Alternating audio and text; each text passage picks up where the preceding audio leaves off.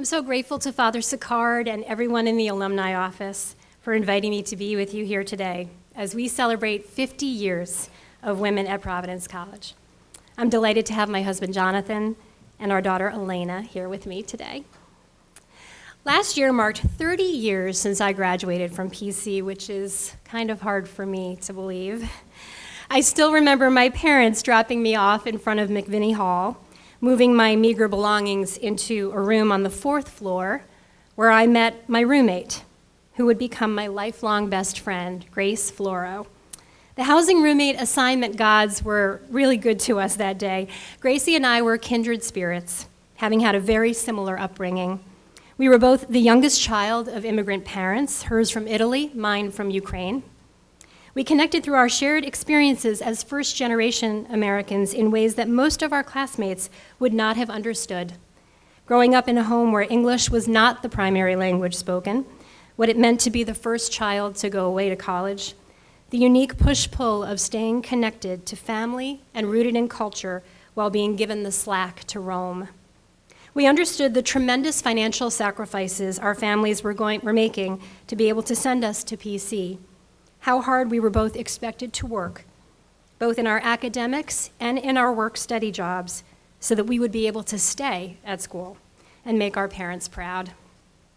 We were driven to prove to our parents that sending us, their precious youngest daughters, out into the big, scary world to live among strangers, to learn subjects they could scarcely comprehend, was worth the tremendous perceived risk, the leap of faith it took for them to do so. I'm forever grateful to my parents, especially my mother, that they took that leap. My home life was not the easiest. My father battled demons, and I was my mother's only ally in the home. In allowing me to go away to school, she gave me permission to spread my wings and fly in a way that she never could in all of her 90 years. I lost her just a few months ago, and receiving the invitation to speak to you today on this happy occasion, when we contemplate the impact women have had at PC over the last half-century, has given me a unique opportunity to appreciate her legacy and to consider what attending the college has meant to my life. I sat on the board of our children's independent school in New York City for many years, and our former head of school taught me a very important lesson about speeches and presentations. Make 3 points, not 4, not 2, and hold up 3 fingers. That adds to the effect. To that ethos, I would add a few other rules. Tell relatable stories, try to be a little bit funny, keep it short because people would like to move on to dessert. Father Sicard. Interestingly, the name of this event is also broken into 3s, right? Then, now, and next. PC women light the way. So the 3 things I want to share with you today. Then, how the gift of a Providence College education informed my values around gratitude, service, and philanthropy. Now, how my values and my ability to connect with good people inform the way I live and the work I love to do. And next, why I feel that the only way forward for us as people and as women is to live our values, to be generous of spirit, and to be of service to others. As I mentioned in my introduction, the opportunity to attend PC was an immeasurable gift.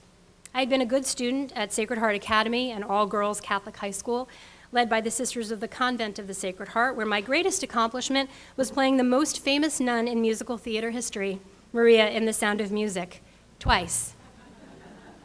I only applied to 3 colleges. I didn't receive any help in this endeavor from my parents. World War II ended their educations in elementary school, and they learned English as a second language after emigrating to the United States. The sum total of my parents' involvement in my college application process consisted of my mother providing a postage stamp for me to mail my applications. Imagine that, students in the audience. I completed my applications by hand, and I sent them through the U.S. Postal Service in an envelope. Having recently navigated the rocky waters of the college admissions process with our 2 older children, this seems like something out of historical fiction. I'm sure you've all heard the mythology of the skinny envelope, a rejection, and the fat envelope, an acceptance, things that are hard to replicate on a computer portal. My thick envelope from PC included a financial aid package that listed out the academic scholarships I was being offered, With guaranteed money, I have a vague recollection of that amount being about $5,000, as long as I remained on the dean's list every semester for 4 years. This scholarship was enough to bridge the gap between what my parents could afford to pay and the cost of a PC education at that time. My parents were nervous and perhaps a bit skeptical about why I needed to drive 2 hours to go to college when there were perfectly good schools in Southern Connecticut. But they let me go, and my life changed forever. The Gospel of Luke tells us, "To whom much is given, much will be required." That line was paraphrased by President John F. Kennedy and also famously by my mother, although she probably said it slightly differently and in Ukrainian.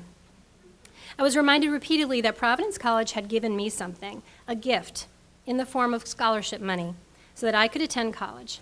I needed to earn that indulgence, to prove I was worthy of it, and to show I was grateful for it.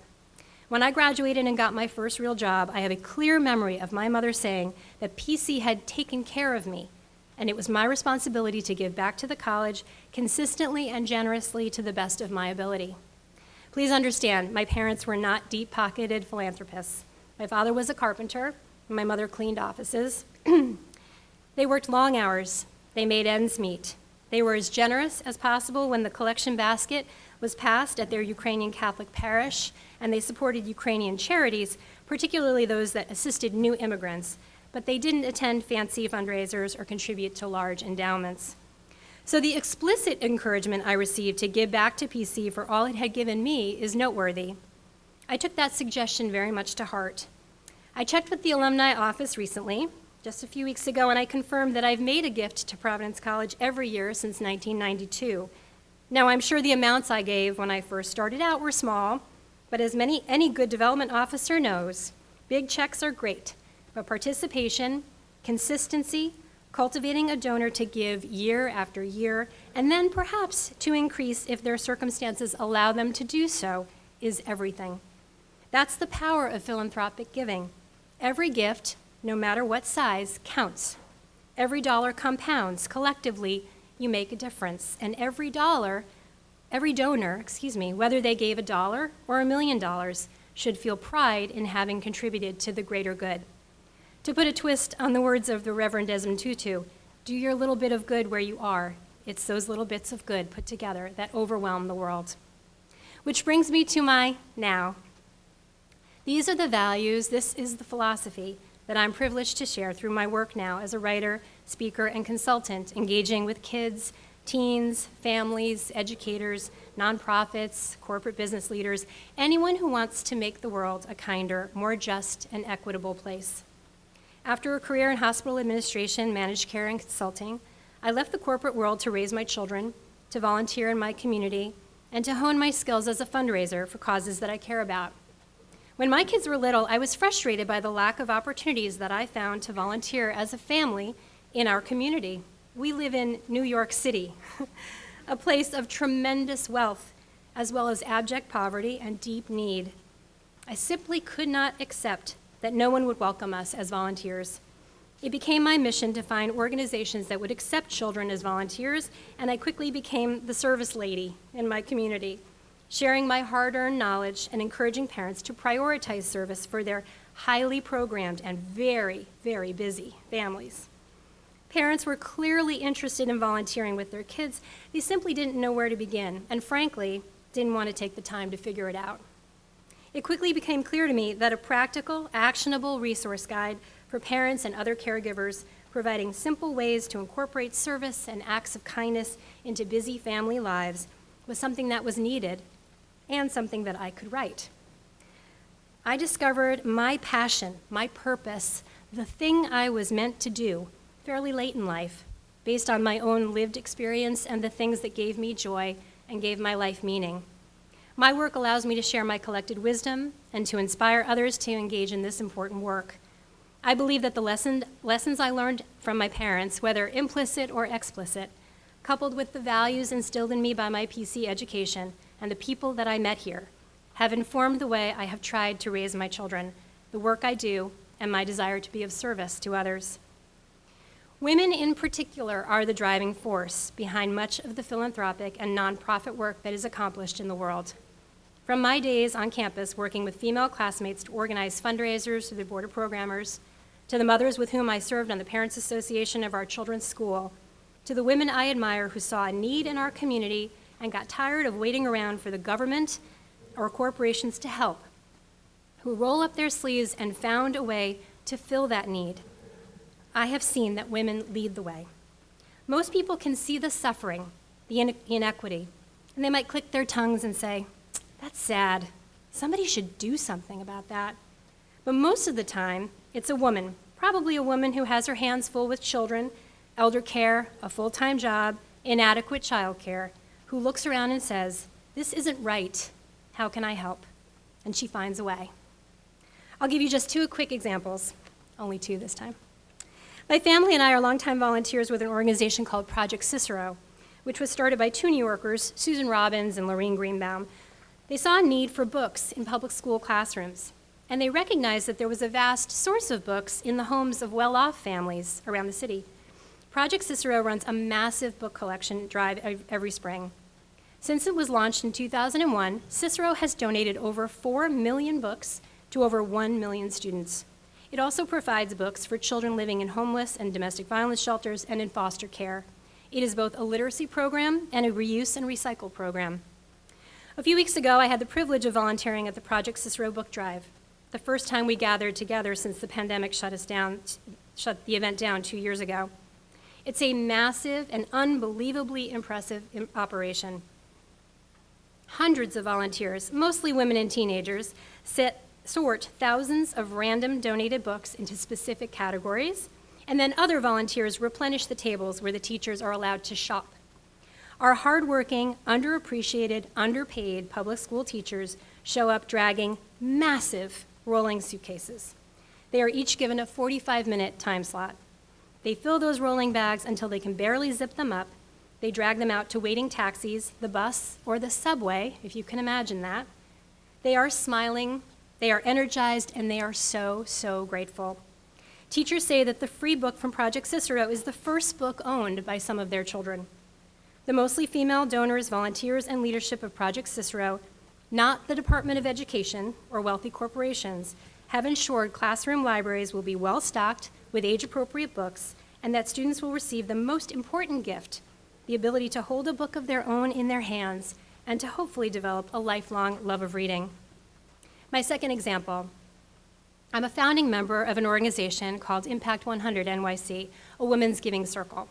100 women donate $1,000, and collectively we make one transformative grant of $100,000 to a nonprofit doing work in the community.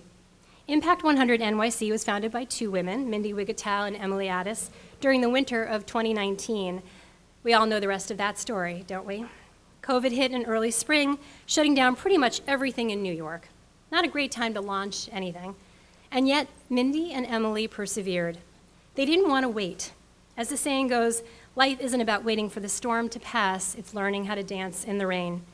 They knew that starting something that would harness the collective passion, energy, and brain power of a group of 100 women would be good for all of us. They moved all recruitment efforts online. They asked members to spread the word. Very quickly, Impact100 New York City boasted 134 members, and we received over 100 grant applications. Interviews, site visits, grant committee discussions, all held over Zoom. In May of last year, we made one transformational grant of $100,000 to the Fiverr Children's Foundation, incidentally, an organization founded and run by women, which provides after-school enrichment, summer camp, and college prep assistance to under-resourced teens. This year, we're over 200 women strong, which means that we will give two transformational grants of $100,000 each. I am reminded of the Helen Keller quote, "Alone we can do so little, together we can do so much." Which brings me to our next.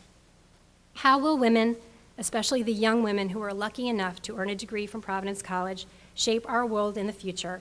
And what can we, who are just a few steps ahead of them, offer to help light the path? One of my all-time favorite quotes is, "We rise by lifting others." That's it. That's the big idea. Everything I've shared today kind of boils down to this one terrific phrase, don't you think? If I'm lucky enough to have some resources, whatever those are, time, energy, talents, experience, education, money, Everyone benefits if I share them. If you work with me and you're successful, then I'm successful. If one member of a team receives an award, everyone on the team feels like they've won. If I, who was lucky enough to receive scholarship money so that I could get a college education, now have the resources to donate so that others might receive a scholarship to do the same, then we are creating a better future for everyone, one person at a time. This is all especially relevant for women. We need each other. As we rise, we need to look around, put our hand back, and lift other women to join us.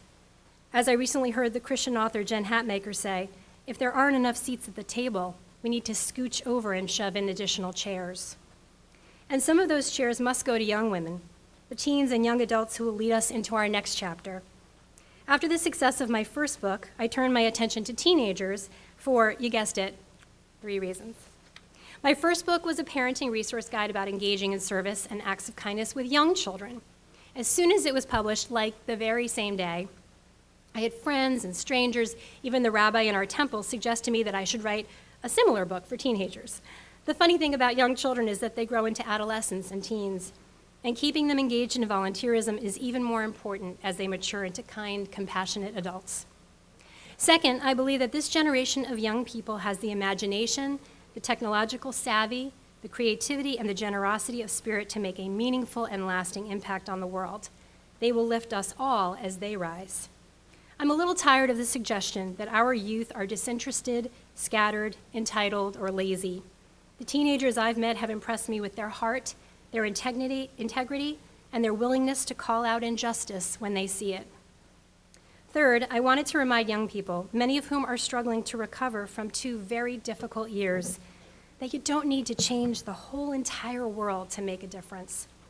Service has a very broad definition in my view, and there are many small yet intentional ways to incorporate service into very busy lives. Because contrary to popular belief, small and simple things matter. Every tiny action, holding the door for the person behind us, saying thank you to someone who helps us, picking up litter on the street, signing up for just one shift at the soup kitchen, matters. Lots of little bits of good do overwhelm the world. I believe that one of the only ways to feel fully present in our lives, to get out of our own heads, to feel more connected to our essential humanity, is to turn our gaze outward. Keep eyes, ears, hearts, and minds open to the needs of others and to be of service.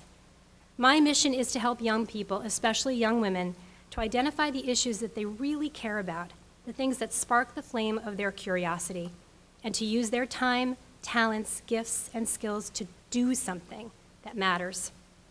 The spark of that flame was lit for me right here at Providence College. As the mission statement of PC reads, it's an institution of higher education and, importantly, a community committed to academic excellence in pursuit of the truth, growth in virtue, and service of God, and, my emphasis added, neighbor. God and neighbor. I'm so honored to be back on campus today to share my spark with all of you. As we know, a candle's light is not diminished by lighting another candle. May we continue to be a light, to rise by lifting others for the next 50 years and beyond. Thank you.